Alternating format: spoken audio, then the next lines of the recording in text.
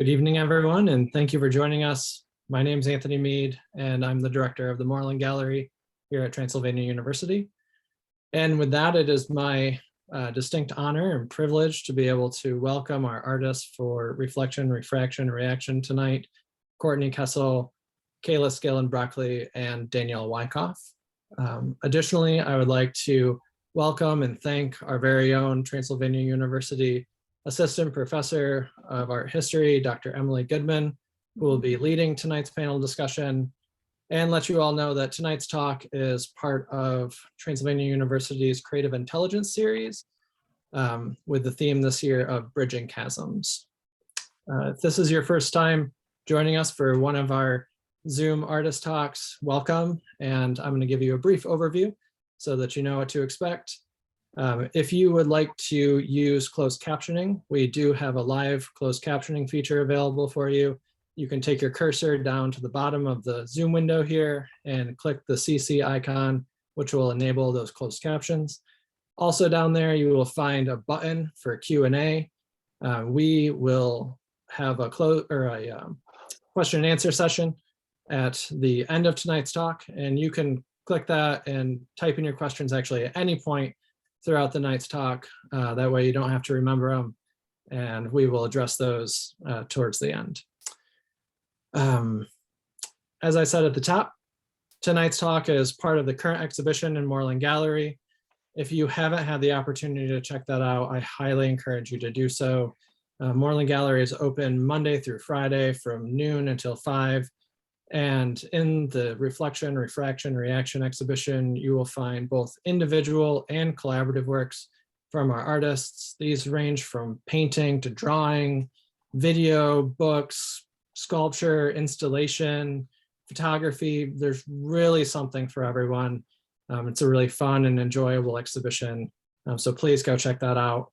I find that every time I walk into the gallery, I suddenly engage with all sorts of new questions, things like the deep meaning behind our relationships with those that we love, issues related to gender and childbearing within our culture and society, and really a kind of magic, and not in the kind of Halloween-y, hocus pocus kind of magic. Not that there's anything wrong with that. I mean, especially given the time of year.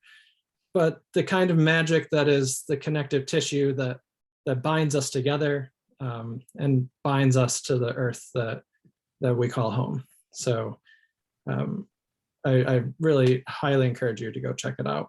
I promise that it'll give you things to think about, which will also become evident very shortly once we begin our conversation. Our guests tonight join us from all over the United States. Courtney Kessel joins us from a little bit north of us here in Lexington. She's in Athens, Ohio. Danielle Wyckoff is a few hours farther north than that in Grand Rapids, Michigan. And Cayla Skillin-Brauchle is all the way over on the other side of the country on the West Coast in Salem, Oregon. Also, as a final plug, please mark your calendars for November 11th from 3 until 5:30, when our artists will be joining us live in person at Transylvania University for a zine making workshop and performance artwork that I guarantee will also bring you some magic. And with that, I'm going to turn it over to Dr. Goodman. Thank you all for being here tonight. All right, thank you, Anthony. And thank you, Danielle, Courtney, and Cayla for joining us. I'm very excited to facilitate this conversation and really hopefully have you all really lead us into great discussions of your work, because as Anthony said, the show is quite magical. I've gone twice in the last 3 days, which is not actually saying a lot for me, but it was really wonderful to be able to see it. And I'm still enjoying being back in Morlan in person. So if you have not gone to Morlan in person in a while, we spent a year hybrid and largely remote, and this time it's kind of really nice to be so close to things, especially so many things that have the very clear trace of somebody's hand and somebody's touch and somebody's thought and somebody's desire to communicate. So highly again recommend going to see the show. But we have artists here who can also contextualize the show. So I'm going to ask each of the artists to kind of introduce themselves and their practice a little bit. And then we will kind of get into a larger conversation with all three. So I'm going to start with because we're on Zoom doing my Brady Bunch. Cayla is the first one on my blocks here. So Cayla, can you introduce yourself a little bit and tell us a little bit about your work and your practice? Sure. Hi, everyone. I'm Cayla Skillin-Brauchle. I am a visual and performance artist. I really make work about questions. I oftentimes describe my practice as a dual practice, so a combination of a really meditative drawing practice, which I think that Anthony called something paintings, which maybe is what he was referring to my work. I never called them paintings, but that's sort of fun. But I have a very quiet practice. A lot of that work is in the Morlan Gallery right now. And then I have a very socially based practice in performance, socially engaged art. Along with Danielle, I am a co-founder of Reproductive Media, which is an advocacy group. We call ourselves a radical and practical resource for all things family, sex, and gender in art and academia. So, and I am an associate professor of art at Willamette University in Salem, Oregon. Awesome. Next in my Brady Bunch is Courtney Kessel. Hi, thank you. I have a studio audience today. We have alumni with us. Kelly McLaughlin, Brooks Wenzel, and Aaron Failer are joining us tonight. So my also some collaborator, Aaron. Yeah, thank you so much, and thanks for the wonderful introductions. My work has been in the past 10 years focused on the subjective maternal and dealing with in performance and sculpture and installation, video and photography, which hasn't changed much. That's still a part of my practice. But the subject matter has, I think, shifted a little. As I started 10 years ago with a 5-year-old and now have a 17-year-old. So parenting, you will always be a mother, but the parenting shifts. And so my practice is sort of, I think, reflective of that. I've been the gallery director for 7 years, and I just moved into a new position at the university in experiential learning, which I'm really excited about, and continuing to pursue my PhD in interdisciplinary arts. So thank you so much for having me. Thank you, Courtney. And Danielle. Hi, everybody. Yes, many thanks to all of you for hosting this.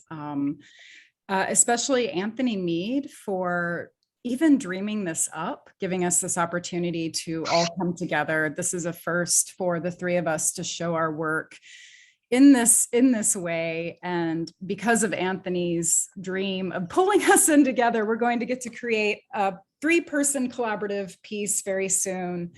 So also, my childcare fell through, so I'm just letting everybody know that I might disappear every once in a while because I have a 3-year-old, or she might pop in and say hello. So anyway, I am Danielle Wyckoff. I am a professor, associate professor at Kendall College of Art and Design.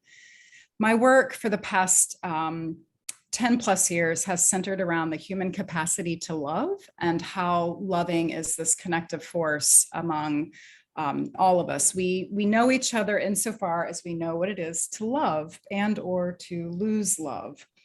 So I investigate this potential through drawings, through videos, through installations, and it absolutely comes through in the collaborative work that I do with Courtney and with Cayla, though very differently. Yeah, that's what I have to say for now.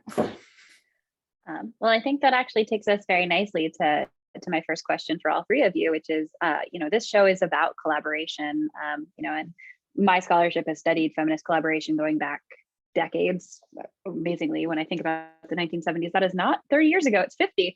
But going back 50 years ago to the establishment of various feminist art spaces that really championed collaboration as a way of making work, as a feminist way of making work. And I'm curious how you all came to collaboration, how you approach your collaborations with each other, and how you approach your collaborations with other people as well, since collaboration seems to be very central to all three of your work. I know that my colleagues, my collaborators, will probably answer more eloquently. But I would say that much of what we do begins with, what if? Hey, what if we do this? What if this? And that's, yeah. So Courtney, Cayla, you go. I think Anthony had a really great way of putting it, that we're problem solvers, and so but we also are problem creators. And with that is what you said. It's sort of like the question or the curiosity is the what if. And so I think that the creating of the problem becomes, that's the question. So then where do you go from there? And then you work together to figure out the solution. So tag Cayla. I guess I have a couple things to say. The first thing is that while we are the three people that have the byline on this show, the collaborators are actually dozens in this exhibition, both from Erin, who's sitting behind Courtney. I haven't met you yet, Erin, but hi. Or my collaborator, Cal, who is featured in the show, to our children, to all of the work that's in the Reproductive Zine Library, which is literally dozens of people, to past curators we've worked with. So it's really a mindset. And I think I'll also say that I don't know, 10 years ago, I didn't imagine myself as someone who would collaborate a lot. It actually took coming to a place in my own work and a place of maturity of realizing what it meant to sort of like let go of vision and welcome that vision in a different kind of way. I think that what makes the three of us unique, maybe as collaborators, is that we came to it. We were friends first. We were champions of each other's work first. And that may not always be the best way to come to collaboration. It's worked for us, thankfully. But, when Anthony invited us to do this show, and he asked us what we wanted the show to be about, I think we really underscored this idea that we wanted it to be a space of sort of care and growth and connection for all of us. And so when you walk into the gallery, you may not know who authored a lot of the work. And I think for us, we saw this as an opportunity to even collaborate in finding conversations between our work and it being an opening. So I guess when I think of collaboration, I now realize, and I've come to realize that like collaboration ideally is an opening. It's a place to think about things differently and enjoy playing in that space. Yeah. And oh, sorry, go for it, Danielle.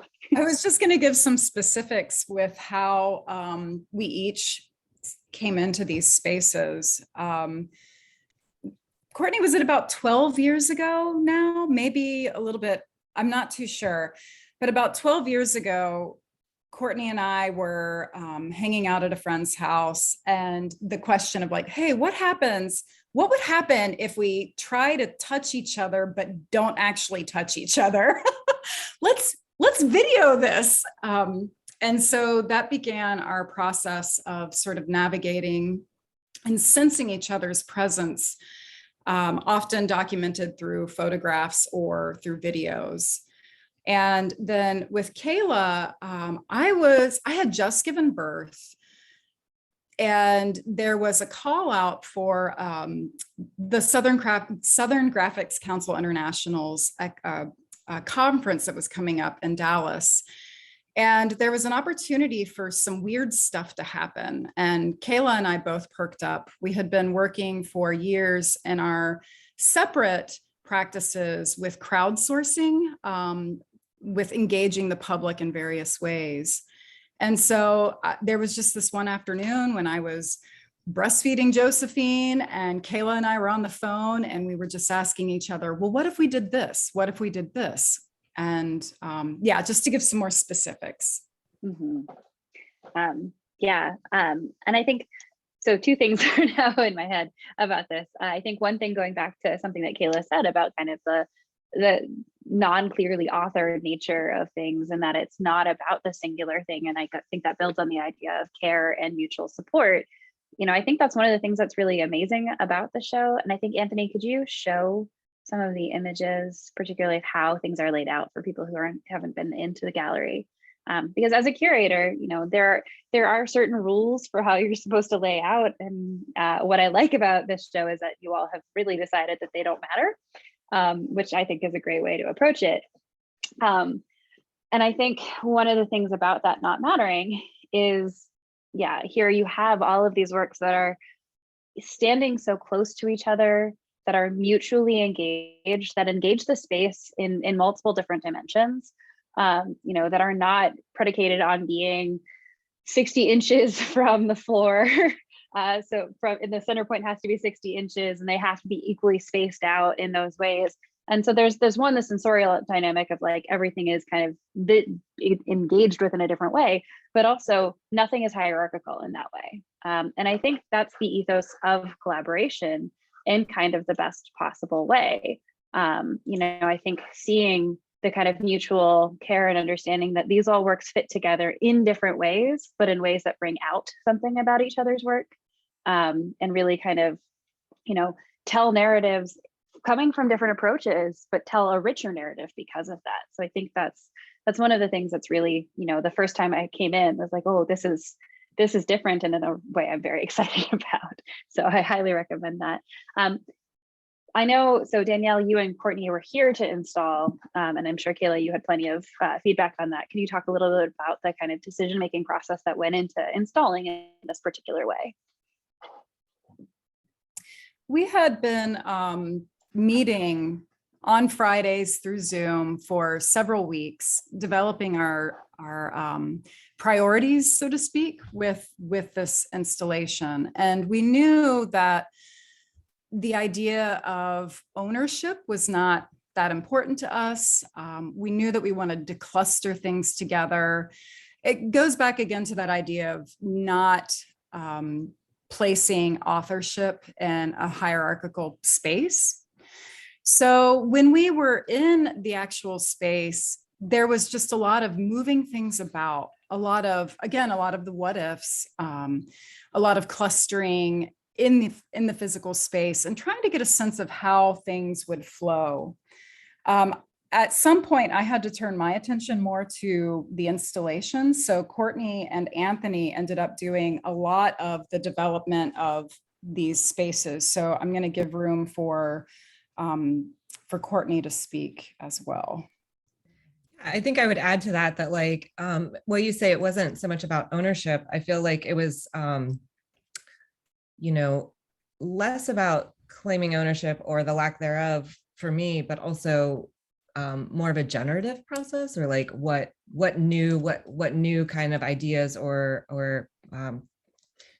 sort of themes could kind of be brought up in the juxtaposition of the objects that weren't there before. When I say like it's not about ownership, it's sort of like the work speaks for itself. Like everybody kind of knows where the work is coming from, and if they're really curious, they can go look at the gallery tag, but like the richness that kind of came about from these, and you were there too, Danielle. You'd come over and like be like, okay, I like that, yes, or wait, be like, I don't like this, what's wrong with it, like, and then we'd rearrange it, and then you'd be like, that's it, so it's sort of and then we were FaceTiming with Cayla too. Like it wasn't necessarily like she was void of all participation in that. And Anthony and I had a blast as a former gallery director of university galleries.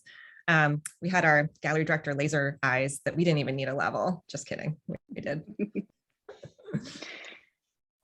Anthony, do you want to speak to any of the process on your behalf?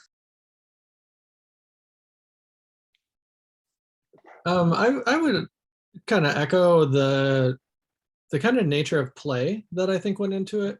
When all the work first came into the gallery, from seeing the initial layout that was done, my understanding of what might happen was like, okay, here's all these panoramas, and here's Cayla's pieces, and I pictured them being more grouped. And when Danielle and Courtney showed up, they're like, yeah, that's not going to happen. We're instead gonna mix it all up. And so things started to just kind of naturally move around. And one of the things that I found to be really beautiful that happened repeatedly was there would be these kind of little moments of like, oh, look at this connection that we just found. And so I want to go to this one in particular. So there's a fabric piece that that was made by Courtney. And then there's a photograph above that that's a still of one of Cayla's pieces. And it's a little hard to see in this photograph here, but in Courtney's fabric piece, up in the kind of upper right-hand corner, there's a bright red colored object. And we're looking at these together and all of a sudden it's like, oh, that's Cayla. Like that's basically the same exact thing that's happening right here, right? It's like this green and blue space with a brightly colored red pink object in it. And that's just one small example of something that happened repeatedly throughout the entire thing. And whether it be an aesthetic connection or a formal connection like that, or a conceptual or emotional connection, those things happen repeatedly.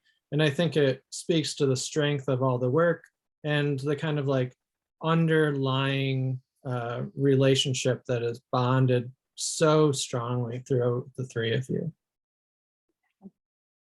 Oh, go for it, Cayla, go for it.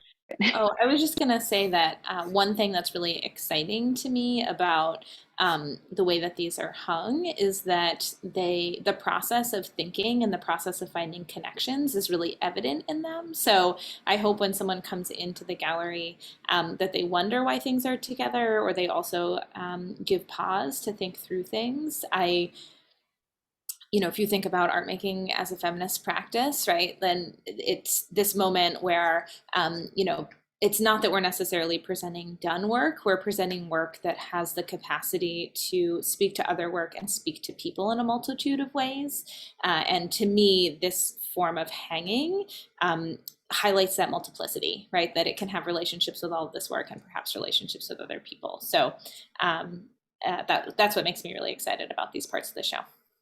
Yeah, and I think for me, as a viewer, I think that proximity, to me, it comes up that it's actually a question. The next question I have is going to talk about proximity, but I think, the connections between there, it is kind of an emblematic notion of what feminist ideas and art making are, which is taking from the individual's perspective and putting them in community with others.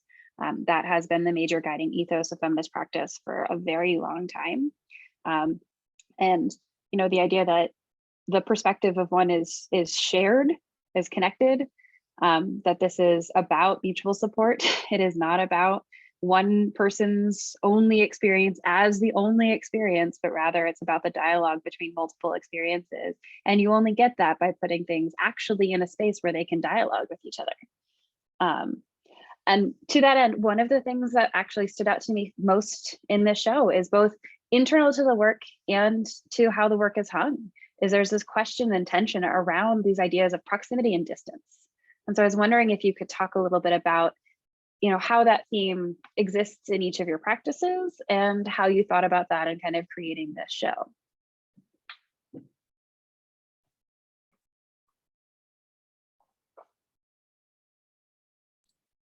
think that's really an interesting, I guess I hadn't, and that's why you're an art historian and I'm an artist. Is I love that you bring that up as, I guess I would maybe see it more in some of the collaborative work, the idea of proximity, but then in the same vein, having objects next to one another, a direct line connecting them, be it a seesaw or here showing the mobiles, that they are in like an umbilical of connection that that almost is like a sentence, so like the objects form the words, and by their grouping together form, the paragraph or the story.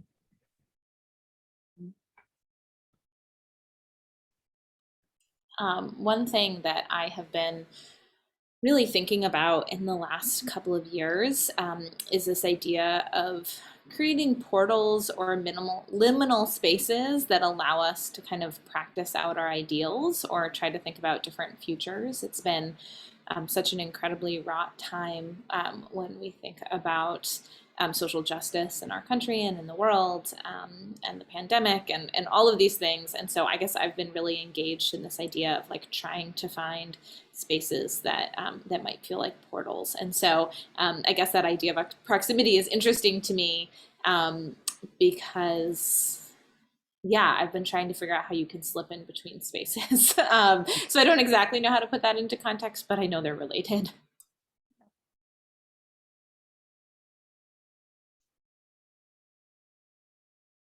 I think also that theme of the idea of proximity, and maybe this is also just where I am in my parenting experience. But I think since motherhood and since parenting is very, present throughout the show. And I think my daughter is between your children, Cayla and Danielle. I have a 2-year-old. Proximity is also something as a parent I experience very differently. In pregnancy, I experienced the idea of closeness of body in a way that I didn't understand was possible. When you feel another human move inside you, that's a very different experience of the closeness of something. And I think, you can theorize all you want until you have a small child who especially is dependent on your own body. Proximity, actual physical touch is something that's very different in that experience. And I'm also curious, Courtney, since your child is much older, how that feeling of proximity and distance changes, right? Because I'm still in a stage of climb on me all the time, right? And I'm seeing Danielle not of that exact same stage, right? Whereas I know at one point she'll stop doing that, right? And so I'm curious how even that fits into some of the ways that you think through the art making. And actually in general, and maybe selfishly, I'm very curious how parenting has transformed your work or changed how you think about the relationships that exist within your work. Well, I can attest to the fact that it changes and it might go away, but it does come back. I have quite the hugger right now. But I think that my work, where it has, I in a year, my daughter will be an adult, quote unquote. But I think that the shift has, which in a lot of my research in the maternal and in the feminist maternal, it's sort of also thinking through the stages of womanhood, so you have the sort of the Madonna, whore, crone, that sort of triad, or, so thinking through where I am in my life and how I can then affect mentorship. The idea that like the maternal doesn't change just because, the maternal is an idea. So, you could read the New York Times maternally, like with thinking through how the other is affected. It's about the other as much as it is about your experience of it. And so Erin, for instance, is, I think, 17 years younger than me. So, this, like, even though it doesn't seem that way, I probably, act younger than you many times. But I think through that. And so this piece in particular was very much about that. There are 3 women, very similar age, oddly enough, or not so oddly enough, but within a decade of each other. And, I'm carrying my cast pregnant belly and my ceramic cast belly, Danielle with her daughter, and then Natalie on the right-hand side of the screen is pregnant, about to give birth in like 4 days. So this sort of, and we're on this journey, we're sort of passing through, and there's not any real still moment in it. So it's sort of that flux. I have to get my child some blueberries. I apologize. I'm still listening. This is part of how the parental element changes one's work too, right? The priority is definitely always getting your kid blueberries when they need it. So I get that. We call them yummy yummies in our house. I was also thinking about sort of proximity between us and how that's also been created through motherhood, like even our own bond. So when Courtney and I met, however many years ago, when we started grad school together, we became fast friends, and for years, like, I was like the emergency contact person on Courtney's kids, like this idea that also, like, when you are in a relationship with people with whom your proximity goes beyond professional proximity, that you also can make a different and more vulnerable work with them. And that also the expediency of that, right? Like we became friends so quickly, and that was partially because our families became intertwined out of both necessity and like adoration. And so I think it's an interesting thing to make work with people with whom you have intertwined your lives. And this show really showcases a lot of those people for all of us, not only the three of us, but other versions of that as well. And going back to this idea of how being a parent, being a mother changes the work, I find that I'm shifting a lot of my practice. I have this really beautiful studio outside of the home that I only get to about 3 hours a week, if I'm lucky. So there's a portion in our house that we've just converted to a shared studio space for Josephine and me, with a table that was once Courtney's daughter's for Josephine. And this goes into that idea of intergenerational feminism that Courtney was hinting at, or talking about how we learn from one another. I learned how to be an artist and a mother from watching Courtney, from learning Courtney, or learning from Courtney and how she navigated it. So thank you. And yeah, the idea too of proximity. Yeah, there's just a different sort of closeness that I have with my two collaborators now that, you know, we get it. We get what Courtney was going through. I think Cayla always had a better idea than I did. I had no idea how challenging it was, how wonderful, how challenging. And then too, since my work has focused on love, and everybody told me this, they're like, oh, just wait till you have a kid. You don't know what love is yet. And it's true. It's true. I had no idea the depths of love until I had a child. So. Yeah. I have actually said that to my students. I was like, well, you think you know, and actually your heart moves outside of your body, and it's a very different experience. And that is not to say that it is the only form of love that is worthwhile. It is not, but it is a very different experience of love. Yeah. And I mean, everything, you know, that you've said, I think is really true in how not just artists need to navigate motherhood, but I think, you know, motherhood is not supposed to be done in siloed spaces. And I think, you know, the last 2 years have made it hard for parents of children of all ages, because you just don't have those networks of support and care, the physical ones that you need, right? And some of us, like we potted with 2 families last year because my husband is an essential worker, and it was me and a 1-year-old, and I couldn't handle doing that and working full time all the time. Like I needed other hands sometimes. And so we would have play dates, and, you know, we took our COVID safety very seriously. And I thanked my pods in my book, because I wouldn't be able to finish my book project without them. And I thanked our daycare workers in my book, because I wouldn't have been able to finish my project without them. But that connection that I have with these other parents, one of whom I only met when I was pregnant, but our kids are the best of friends. And, you know, we basically moved into each other's houses at various points in time, because that connection and that love, it's not just the love you have for your kids. Sometimes it's the love you have for other people's kids. Sometimes it's the love your kids have for other people's kids, right? That kind of build these webs of kindness and care and love that are really, really important. And I think that brings me kind of to, I guess, the ending point, but actually where I started talking to you all this summer, which is kind of thinking about the idea of care. I've been ruminating on this in my scholarship for a while, and I'm very curious about how different feminist-minded women and feminist-minded people in general kind of think about care and its role. Because on the one hand, care is labor, but on the other hand, it's not. And so I'm curious how you approach that in your work and your understanding of your practices and your lived experiences.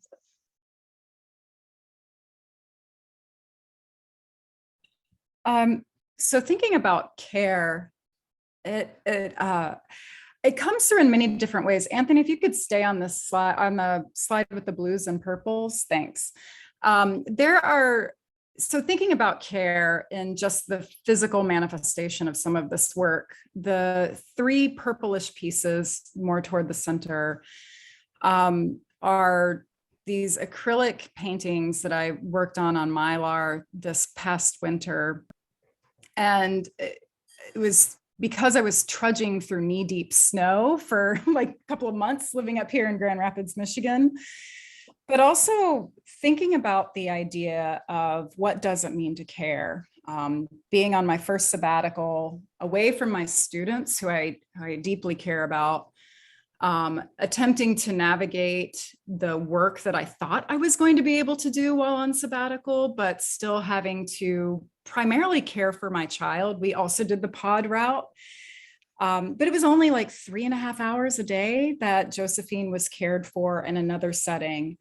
So I did a lot of thinking about what does it mean to care.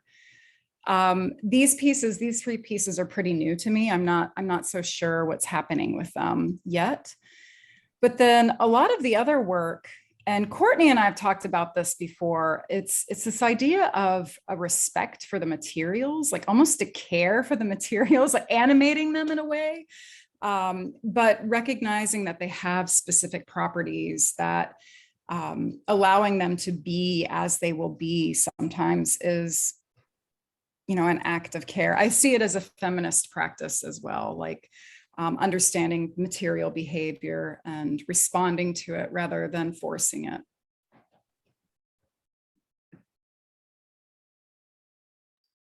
I think one way that care comes into my practice is through the performative. So there was a point in my younger life, I was trained as a printmaker and I made a lot of static images. And there was a moment where I realized I was sort of saying things with my images, but people couldn't talk back to me. Like there wasn't a dialogue in that. And so for me, sort of transitioning into more of a performative practice was really about this idea of community care and inclusion in some ways, about like allowing people to also have a space within the work and not to sort of like hoard all the good stuff for myself, but instead kind of splay some of that outward, like let other people be in it with me. And so, I guess I think of care in a lot of ways of like as opening up my practice to different forms of interpretation. Danielle and my project Reproductive Media, the zine library is currently on display, is another version of care, sort of care through advocacy. Care through being a pain in the ass a little bit to really unjust practices in the United States, and also kind of sharing and calling people into that space. So so I guess I kind of think of care as also like sharing, opening things up, being vulnerable, and like being loud when I need to, as a form of care and in the work. I guess care is an extension of the maternal for me. And like Danielle said, yes, the materials, that's an element of care. I claim to be a purist with materials where, the materials kind of speak for themselves. There's not, and that started in the early work where I didn't have time to cover it up or put a slick veneer over it to make it look like something else. It was just wood, like, because, I was a mom of a young child in grad school.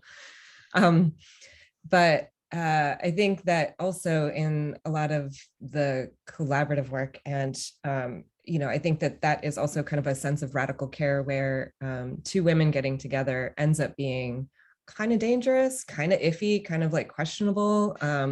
Like, what are they up to? There's no man around or something like that. I mean, it's not that radical, but like at the same time, I feel that it's, Danielle and I actually, we just had a 2-person show at Old Dominion University, and this young student had come by. Danielle was doing her Please Tell Me a Story About Love performance outside, and the student had seen the exhibition, maybe didn't read the text, but that's, and he just was like, I just want to ask if, you two a question. Are you two lovers? Are you two lesbians? And I was like, well, no, I mean, we love each other, but, so I think that sense of sort of caring for one another ends up being, as opposed to sort of that sort of singularity or individual trudging through the world on their own, I feel like that ends up being kind of a radicality where, like you said, Emily, the pod families, as you all have experienced during COVID, as I look around this room, I mean, Erin lent us her car for Chloe to take her driver's license. Chloe now drives Brooke's car. Like Brooks has offered to pick Chloe up, like, and it's just like, it's an ongoing thing that it doesn't change. I mean, like, that's the thing. It's like, it's not just, oh, family, biological or nothing. Like it's, we're bigger than that. And yeah. The young man actually asked if we were married, to which we would have said, yeah. I mean, we should have said yes. I think we said, well, yeah, but no, not really. I think also, Emily, like part of, so Courtney was the first mother, but also I think we are all very public about our lives. And partially that's because, at least for me, I never had a mentor. I had never had a female mentor who had children during my schooling. No one who I worked closely with. And so the idea that you actually can live multiple lives, right? Like I knew it in theory, but I didn't actually know it in practice. And so I think that's also just a moment of, showing my students, like, there's so many families that are possible for them. And I really wish them to have whatever version is the best for them. But if this is a version that they want, any version of it, that can be part of it. And also seeing the love and joy that, of course, that also our children get from our students, our colleagues, the artists in those communities. So yeah, I think that's also just that's a choice. Of course, it's a choice a lot of people don't make, but it's a choice that we do make. Yeah, and I think, going back to Courtney's points about mentorship, right? I think most of us mentioned this idea of caring for students or caring for those in our community. And I think, that care it's not limited to family, and it's not limited also to, it's not even, it can exist in hierarchical relationships. As much as we try to decenter the hierarchical relationships as educators, it's impossible to take yourself out of that position because that's the position that you're in. But I think one of the greatest lessons I learned in COVID is that prioritizing care in a classroom, prioritizing care in a workspace, prioritizing care in general is radical and transformative because we need each other much more than we give each other space for doing. So, we already have a question. So, and that was actually my good transition. And it's actually a question that mentions care. So I'm going to start with this question. So you mentioned the care for materials. Oh, sorry, before I actually get into this, please feel free to add your questions now. This is a good time for us to take questions. We have about 15 minutes or so, or 20 minutes or so to take questions. So please fill in the Q&A box and I will get to them in order. So the first one says, you mentioned care for materials and letting them be what they are. Can you talk about where your materials come from and if they have layers of meaning or not? And if the meaning of the material or object changes as its show history changes and you all change? Anthony, I don't know if you can get to an image of the installation. Yeah, thanks. So I think of a lot of my materials as the meaning that they can also contain. So there's a lot of, in this piece, I can't remember, I called it mirror pools. There are actually 3 pools of water, and then there's this silver river is what I'm calling it, that connects it. That's made out of aluminum tape. The pools of water are cut wood with water and red salt in them. The cheesecloth hanging is cheesecloth that I've dyed with the red salt. And then there's also beaded elements in there. Some of those beads I've had for over a decade. Some I got specifically for this piece. And before I talk about the care or any more of that, I have to give a big shout out to Kennedy, a student worker who came in on her day off to help finish that silver river. It would not have gotten done without her. And then also to all, yes, yeah. And then also a big shout out to all of the other student workers who helped create the rest of the beaded elements. So this material has, I've used some of this material in other installations. It kind of grows with me, it comes with me. There's evidence of salt crystals that have grown on the fabric. And there's this, I see it again as this like metaphor. What does cheesecloth sort of symbolize? What does it look like? In many ways, it's, it references what it does. It's this porous thing that you can create, that you can use as a sieve, but it starts to look like this kind of romantic draping. One of my colleagues says that it reminds her of wedding dresses, which I'm like, no, but that's also okay. It's in there too. But cheesecloth, it looks like gauze to wrap wounds. And then thinking about salt is corrosive, yet it's also healing. The red salt is that color because of the iron content in it, our blood with iron content. So all of this kind of meanders in and out of each other to me. And then with the creation of the beaded pieces, which are really hard to see in this image, but when I was creating them and when the student workers were helping me create them, I asked them to sort of set intentions with them and to think about people that they love. I was thinking specifically about the strong women in my life with this entire piece. And when I was beading, so thinking about like my mom, like Courtney and Cayla, three of my other collaborators, Natalie Tornatore, Natalie Wetzel, and Astrid Kammerling, just thinking about all of them. And I think I just went way off topic, but a little more insight into that one. Anyone else want to chime in about care for materials?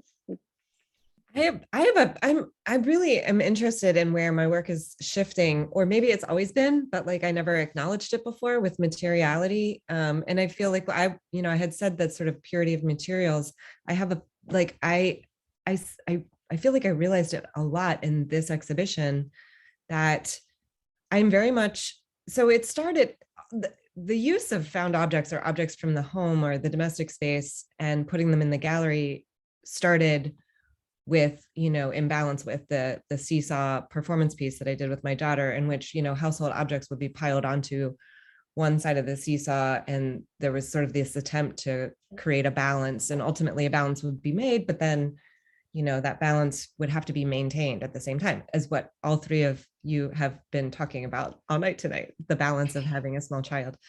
But it's turned into like this, I bought this beautiful roll of Duralar that's still right up there in my studio. And like, for the life of me, I can't use raw materials or like new materials. I have to kind of use these materials that are already embedded with some kind of energy in them, or like some kind of, language. Like I said, it's like they have a, thank you. This is the studio audience. Ohio University alumni. I know, it's like all of us. So yeah, it's just sort of, it's really hard to use. And I mean, even still in the, the Enchanté piece, like it's all pre-cut pieces that I'm using. I'm not making any purposeful decisions in some way. So I'm letting the materials direct me, I guess, is what I'm trying to say. I think when I think about materials, I'm not afraid to use new materials, but I also keep all the stuff in my studio. And so something I admire about Courtney's work is this like sense of the things that already have energy that come into them. While I mostly use raw materials, whether they be fabric or paper or whatever, what often comes into my work is also things that have been in other exhibitions. I often take apart drawings and put them into other things, or fabrics from other things. Hilariously, this piece on the left bottom here, it's called Spaceship. And it is, I'm pretty sure that fabric in the background is from when Courtney and I had a yard sale about 10 years ago. And I didn't realize it till I was like making it. I was excited that it looked both like COVID and like cellular growth when I was making it, but then I realized where it came from. So I think what happens for me with that care of materials is also just not, once they've been used once, not deciding that they've expired, but instead deciding that I can continue to rework and retool the same materials again and again, and being excited about that generative process. Or even that gold piece that's up there, the circles that are on that gold piece are from another fabric piece that I cut circles out of. So it's just like I took the circles from one piece and like put it on another piece. So yeah, that idea that it's a whole, and yeah, and that we maybe need all of the pieces that get cut out. We do have another question. Josh Porter has asked, I would love to hear more about the thought process behind the title of the exhibition. We like shiny things. I mean, there's more to it than that, but it really did start out with us laughing about how much we like shiny things. But as we were talking about the materials that we're interested in, we started talking about how they are reflective of the way that we work and the way that our work works. So reflection, refraction, reaction, this idea of throwing back light, of like fragmenting it, but still creating something with it, and then also reacting with and to it. I almost feel like we each almost came up with one of those words too. I feel like I remember like being like reaction, like just 3 is, I don't know, an odd number seems more, I don't know, aesthetically pleasing, but I think all of our works also react to one another. And so that ended up being like catalyzing. So yeah, it just got shortened to RRR. Yeah, and I think the idea that that it's all, again, I'm gonna use this word, but like this idea that it's multiplicitous, like that one thing creates a chain reaction. And so this idea that one thing is reflected throughout, hi Josephine, that one thing is reflected throughout, or that the reaction or refraction happens within there. The idea that it's not like a bubble, but instead it's something that reverberates or shifts. We have time for one more question if anybody has another question. And if nobody does, sorry, I'm jumping in. I would love to show a little bit of reproductive media. Yes.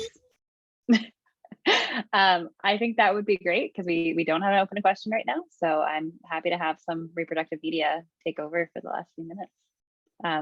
Although I think reproductive media may be taking over for Danielle temporarily. And don't be shy if you have other questions. There are no bad questions. And as you've probably noticed, we will probably answer anything you ask. So, including if Danielle and Courtney are lovers. Someone's already asked that. It's so funny. Anthony, do you happen to have an image of reproductive media's zine library? Sorry to put you on the spot like that. You know, I thought that I had one in there, and I don't know how I don't, and I'm really sorry. But do you want to pull up your all's website for reproductive media, and we could do it that way? Yes, let me work on that. Cayla, would you mind talking a little bit about some of the advocacy of that? Sure. Yeah, and Anthony, you can just go to reproductivemedia.org. It will come up there.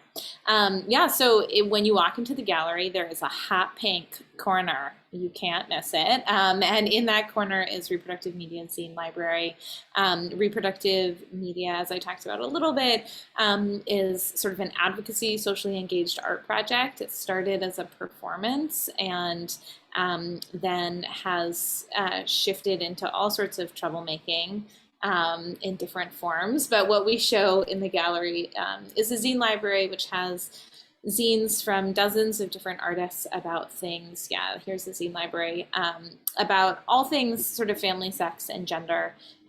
So everything from parenthood to how to change your name if you're trans in Texas, to a variety of other kinds of things. Really this idea of a crowdsourced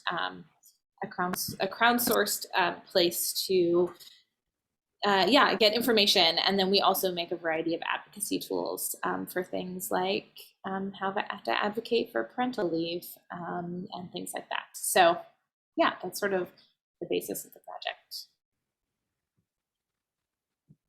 And one of the things that we're attempting to do is to gauge the pulse, so to speak, of academic institutions and well-being within them. And in a moment, I'm going to stop sharing this and I'm going to share a link to a survey that we are doing through Reproductive Media to try to gauge that. But I wanted to mention this a little bit more. How do I stop sharing? There it is. Thanks.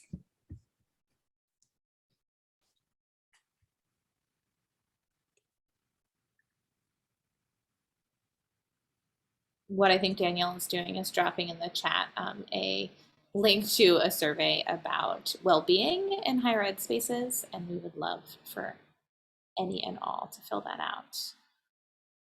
Oh, and Anthony came in with an image. Thank you.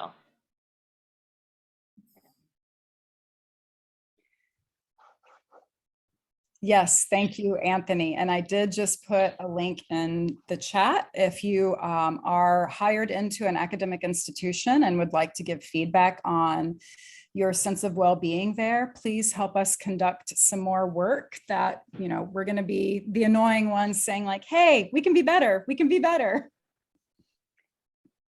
And you know, that advocacy is deeply, deeply needed. As we know today, it was in the, you know, paid family leave was in the headlines yet again this week. And paid family leave is both parental, but also not parental, and it is tied to all forms of caretaking. It's tied to the caregiver sandwich that many of us will experience of taking care of older generations while taking care of younger generations as well as self-care. So that idea that we can have leave to take care, the idea that our well-being actually matters beyond the actual acts of our labor is so deeply important. And I'm so grateful that you are collecting this data and being those people who nudge, because I know I benefit from that nudging. I'm always happy to help nudge too, somebody who experiences these things. So, any other thoughts on reproductive media you want to add? I actually do, since we have a lot of students in the audience, can you explain zines? Because zines are very familiar territory to those of us who grew up in a previous century, but maybe less so for those who grew up in this one. Yeah, so zines are self-published booklets where you have the freedom to write about whatever you want. So there are zines here from tons of different perspectives. Some of them are more formal. Danielle did a series of interviews with people about labor. So there's a lot of really famous they're not necessarily famous, but they are awesome artists and curators that are included in there. There's also people talking really personally about a variety of different kinds of things. So the fun thing about zines is that they're self-published. They're generally photocopied or using other printmaking techniques, which are relatively cheap.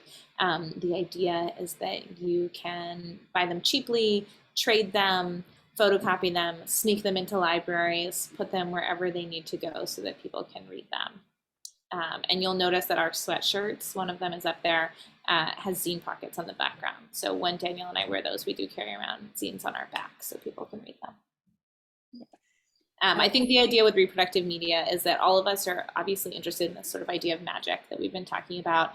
And Danielle and I, especially in the last couple of years, also we're like, we need to do something that doesn't feel like magic, because there is so little magic in how this is working in the world. And so it's been a real, it's been a place for advocacy and art making in different kinds of ways, yet we're very dedicated to it being art. And so that's been a really interesting place to navigate, is how to do this artfully and with something that feels authentically part of our practice, but also kicks some ass at the same time. So that's the goal. And zines have an awesome feminist history with their relationship to Riot Girl, which I don't know which wave you would put Riot Girl in. I also don't believe in waves of feminism, but in, you know, feminism from the end of the 20th century, that this was how women communicated with one another to really spread feminist ideas. And that I love that it is, I know many feminist circles that are still keeping zine making alive as its own kind of feminist form of craft. So I'm excited. I'm excited to see you all in person and to make zines with you. I think this is actually the perfect note to stop on because we are actually at time. But so November 11th, Anthony, is that correct? Okay. November 11th, please join our artists again to make zines. I know we have figured out a COVID safe way to do so that we can have a larger group, so we're not going to be smushed into Morlan to do so. So that'll also be great. If you, when we are on Transy's campus, do keep in mind Transy's COVID policies. Everyone must be masked. That is the current indoor policy. Greg Barjane said, "You totally whet my appetite to see the exhibition." Thank you. Thank you, Greg, for also including this in Creative Intelligence. And thank you to Julie in communications for hosting this webinar for us. And thank you to Anthony for doing all of the wonderful and hard work that, that he does in Morlan every day. Thank you all for coming tonight, for spending your evening with us. Any parting words from our artists? Thank Come play with you. us. Yeah, thank you so much, Anthony. Thank you for everything. We had a studio audience. We look forward to seeing you all soon. We are a good time in person. You know, when they say like 3 women get together and it's trouble, it's true. So come and see us at the workshop. There might be a couple teams to, you know, there might be team magic and team labor at the zine making workshop, and, you know, might be some swag to walk home with. There will definitely be some sparkly or hot pink stuff. So come play with us. All right. Thank you all so much. Thank you, Emily. Thank you, Julie.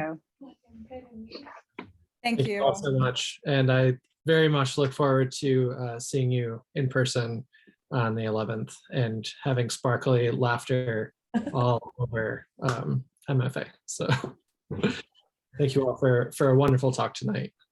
And thank you, Emily, for leading a wonderful discussion. Thank Happy you. to do it. Thank you. Thank you for having me. Thanks for the good questions too.